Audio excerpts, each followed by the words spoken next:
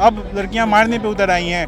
मेरा भाई अतुल सुभाष 9 दिसंबर 2024 को बेंगलोर में सुसाइड किया था। और उसके सुसाइड का जो रीज़न था वो उसकी वाइफ और उसके फैमिली मेम्बर्स में उसकी मदर, जो कि सास थी मेरे भाई की, उसका ब्रदर इन लॉ जो साला था, और जो उसके चाचा थे सुशील सिंघानिया। जज रीता कौशिक जो है वो 5 लाख रुपए का घूस मांगी थी इस केस को सेटल करने के लिए, जो मेरे भाई ने इनकार किया कि मैं पैसे नहीं दूंगा। तो उसकी वाइफ कह रही है कि तुमने अभी तक सुसाइड क्यों नहीं कर लिया। उसकी सास जो है वो अगले हियरिंग पे जो है वो कह रही है कि मैंने सुना था कि तुम सुसाइड की बात कर रहे थे, तुम अभी यहाँ दिख रहे हो, सुसाइड की न्यूज़ नहीं आई तुम्हारी। मदर्स जो हैं इंडिया में वो अपने बेटे को इस तरह से नहीं देखना चाहेंगी जैसे मेरे भाई के केस में हुआ। हमारे साथ अभी मौजूद हैं अतुल सुभाष के भाई विकास मोदी। उनसे जानते हैं केस के बारे में अब तक कहाँ तक कार्रवाई पहुंची है। सर, कहाँ तक पहुंचा है केस अभी तक?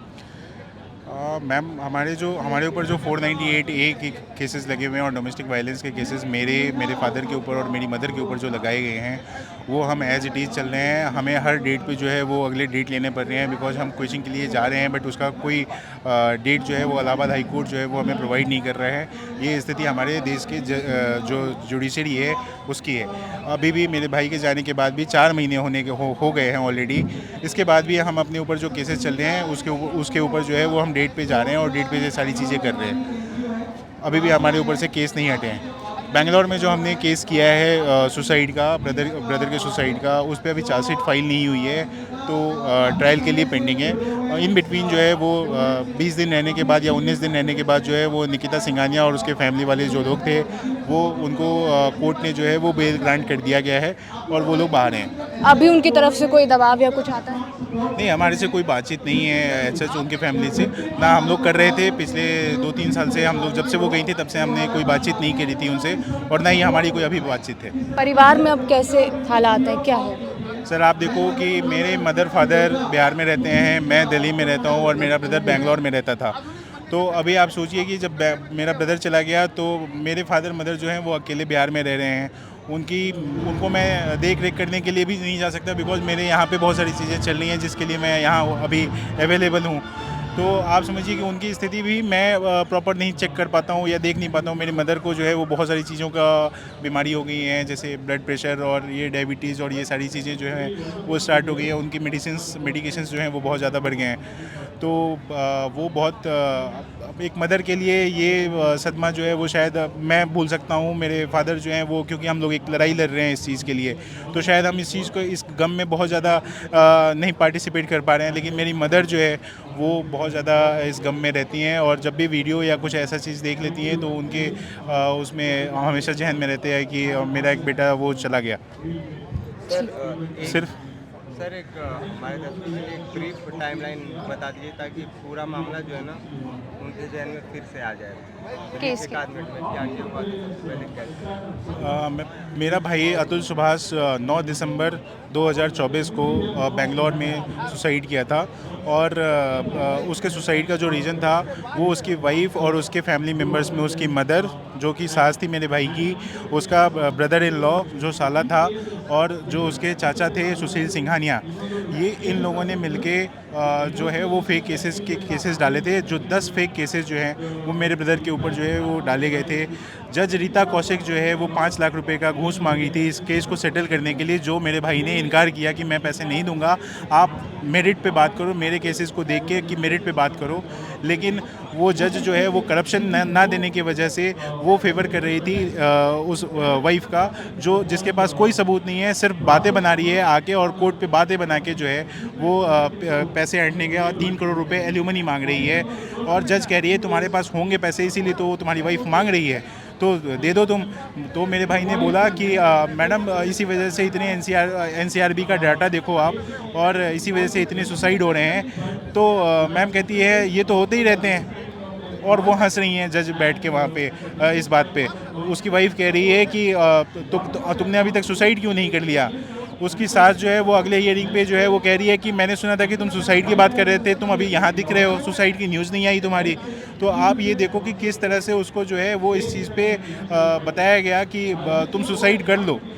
और उसके बाद भी उनके पास ऐसा लॉ में प्रावधान है, वो पता चले कि वो हमारे से पैसे लेने के लिए आ जाएं तो वो सुसाइड करने के बाद भी, तभी तो वो कह रहे थे कि सुसाइड की सारी चीज़ें जो है वो वाइफ की हो जाएगी और ऐसा हो जाएगा, तुम और तुम्हारा बाप जो है वो सब हमें पैसे देगा। वो इस तरह की चीज़ें उसकी सास जो है वो वहाँ पे बोल रही थी।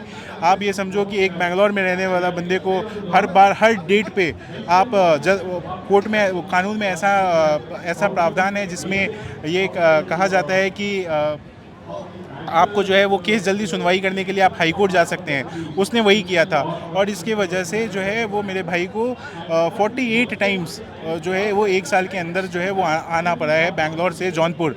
आप ये समझ सकते हो कि ट्रैवलिंग के लिए किस तरह से उसको हरास किया गया। और आने के बाद क्या होता है वो देखिए आप, जज कभी बिना बताए छुट्टी पे रहती हैं, पता चलता है कि जी जज जो है वो छुट्टी पे हैं, आज कुछ नहीं हो सकता। पता चलता है कि आज जो एडवोकेट है वो किसी पुराने एडवोकेट की मौत हो गई है तो वो कोर्ट जो है वो आज बंद रहेगा, आज कोई वकील जो है वो काम नहीं करेंगे, वकीलों की स्ट्राइक चल रहे होते हैं। तो जो बंदा बेंगलोर से यहाँ तक आया है उसको वापस घूम के जाना पड़ता है। आप ये समझिए जो ये इस दौरान बच्चे के ऊपर क्या इफेक्ट? बच्चे के ऊपर जो है वो आप ये देखोगे मैम, तो वो लड़की जो है वो अपने 4 साल के बच्चे को एक फरीदाबाद के सूर्योदय पब्लिक स्कूल जो है उसमें जो है वो डाल रखी थी हॉस्टल में। आप ये समझिए कि भारतीय महिला कोई भी ऐसी नहीं होगी जो 4 साल के बच्चे को एक हॉस्टल में डाल के रखेगी। क्यों ये ऐसा किया जा रहा है? क्योंकि वो बच्चे को एज ए टूल यूज़ कर रही है। बच्चे के नाम पे उसको मेंटेनेंस चाहिए। खुद जॉब लगी है, जो जॉब लगी है वो भी मेरे भाई ने उसको लगवाई, उसके बावजूद जो है वो मेंटेनेंस का केस मेंटेनेंस चल रहा था। अभी बच्चा निकिता के पास है? सुप्रीम कोर्ट मैम हम लोग गए थे, सुप्रीम कोर्ट हेबियस कॉर्पस में हमने पिटिशन दायर किया गया था, जबकि सुप्रीम कोर्ट के पास एक्स्ट्रा ऑर्डिनरी पावर है। आप अभी देख रहे होंगे कि एक्स्ट्रा ऑर्डिनरी पावर यूज़ करके वो क्या क्या कर सकते हैं। राष्ट्रपति को कहा जा सकता है कि आप 3 महीने के अंदर जो है वो एसेंट देना है आपको, है ना, तो आप एक्स्ट्रा ऑर्डिनरी पावर यूज़ कर सकते हो। लेकिन हमारे केस में क्या हुआ, हमारे केस में हमें ये कह दिया गया कि दादी जो है वो स्ट्रेंजर हैं अभी उस बच्चे के लिए। तो हमारे एडवोकेट्स ने पूछे कि दादी अगर स्ट्रेंजर है तो जो वार्डन है हॉस्टल का, क्या वो स्ट्रेंजर नहीं है उस बच्चे के लिए? लेकिन उसके बाद भी क्या हुआ, अगले डेट की हियरिंग दे दी गई। अगले डेट पे पहुंचे तो हम लोगों ने, क्योंकि वो बेल पे बाहर आ चुकी थी उसकी मदर, तो उस मदर ने जाके हैंडओवर ले लिया था अपने बच्चे का। और जो जज थी वहाँ पे, उन्होंने वीडियो कॉल पे उन्होंने बात किया और बोला गया कि बच्चा जो है वो माँ के पास है। अगर दादी को कस्टडी फाइल करनी है तो वो लोअर कोर्ट जाएँ। तो अभी लोअर कोर्ट में फाइल नहीं किया है। वी आर प्लानिंग कि वो हम कस्टडी के लिए फाइल करें। बच्चे से बातचीत होती है? नहीं मैडम, कोई बातचीत करने का भी हमें राइट नहीं दिया गया है कोर्ट के द्वारा। हाँ, मम्मी मदर का मैंने आपको बताया कि मदर जो है वो बहुत सारे मेडिकेशंस पे आ गई हैं, उनकी दवाइयाँ जो हैं बहुत ज़्यादा चालू हो गई हैं। वो जब भी वीडियो देखती हैं तो वो रोने लगती हैं और ये सारी चीज़ें उनके साथ चल रही हैं। मैं बस फ़ोन पे और वीडियो कॉल पे ही बात कर पा रहा हूँ अभी उनसे, क्योंकि मेरा जाना फ्रिक्वेंटली जो है वो पॉसिबल नहीं हो पा रहा है, बिकॉज़ ये केसेस को मैं ही देख रहा हूँ और ये सारी चीज़ें देख रहा हूँ और मेरे फादर और मैं ही देख रहा हूँ इस चीज़ों में सिर्फ।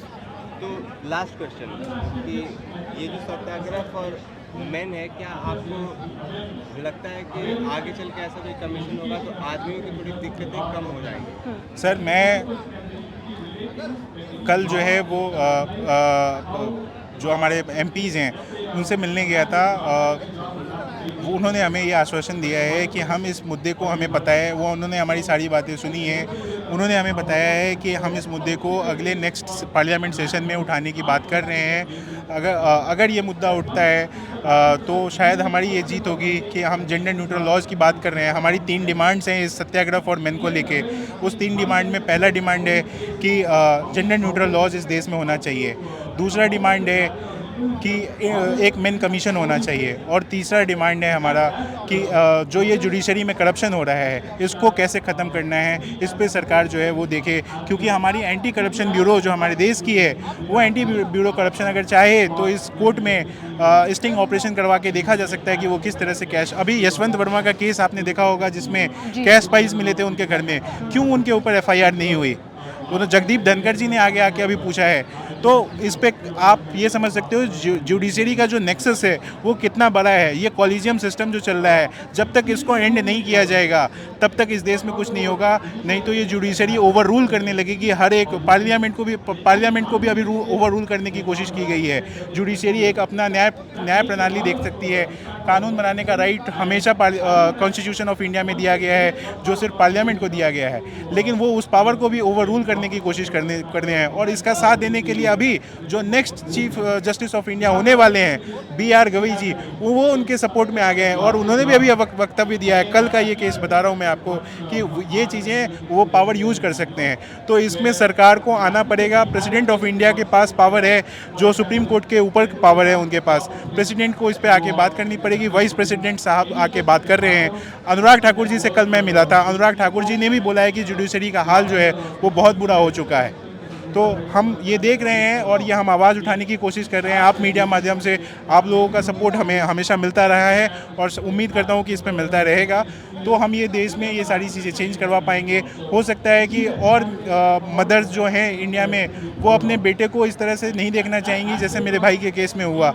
तो इस देश में जब तक लॉ नहीं चेंज होगा, ये जुडिशरी नहीं चेंज होगी, तब तक इस तरह की हत्याएं आप देख रहे हैं। मेरे ब्रदर के बाद कितने सारे केसेस निकल के सामने आए और ये मीडिया के माध्यम से ही हमें पता चलना शुरू हुआ। नहीं तो मीडिया भी इससे पहले, मेरे ब्रदर के भी पहले बहुत सारे केसेस हुए, लेकिन इतने हाईलाइट नहीं हुए। लेकिन अब मीडिया बहुत जल्दी इस चीज़ों को लेके आ रही है। आप रिसेंटली देखे होंगे ये मेरठ वाला केस दोबारा हुआ है अभी, जिसमें एक सांप को रख दिया गया है। तो आप ये देख सकते हैं कि महिलाएं आजकल मारने पे उतर आई हैं। सुसाइड एक था, अब लड़कियां मारने पे उतर आई हैं और ये केसेस ऐसे चलते आ रहे हैं। आपके पास डेटा है, NCRB का डेटा है, सुप्रीम कोर्ट का डेटा है कि 498 के जो केसेस हैं वो 90% फेक केसेस हैं। तो 90% जो फेक केसेस हैं वो अगेंस्ट मेन है। तो मेन के पास क्या राइट है? मेन जो उस फेक केसेस से जूझ रहा है उसके पास कोई राइट नहीं है।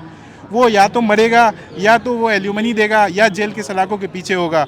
उसकी नौकरी चली जाए, उसका कुछ भी हो जाए। क्योंकि मेरे भाई के केस में अगर आप 48 टाइम्स अगर आप जौनपुर बुला रहे हो, तो आप समझो एक जॉब करने वाले को इतना छुट्टी मिलता है क्या?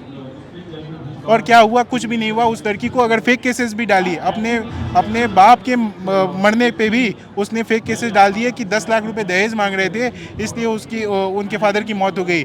जबकि उसने खुद कबूल किया है कोर्ट में कि उसके फादर का जो इलाज है वो एम्स में चल रहा था, 10 साल से चल रहा था। उसके डॉक्टर ने बोल दिया था कि इसकी जो है वो टाइम ज़्यादा नहीं है इनके पास हार्ट की बीमारी का, इसी वजह से उनकी मौत हुई थी। लेकिन उसका भी मौत का जिम्मेवार 302 का केस मेरे भाई के ऊपर फेक लगा दिया गया। तो आप ये समझ सकते हैं कि ये फेक सिस्टम जो है, और उनके ऊपर क्या कार्रवाई हुई? फेक से केस लगाने के बाद भी कुछ नहीं। उनको अभी जो जज हैं वो गिल्टी नहीं मानती हैं, चाहे वो लड़का कितना भी प्रताड़ित होता रहे। ठीक है sir, You are a brave man. Thank you. Thank you so much sir, बहुत बहुत शुक्रिया सर आपका।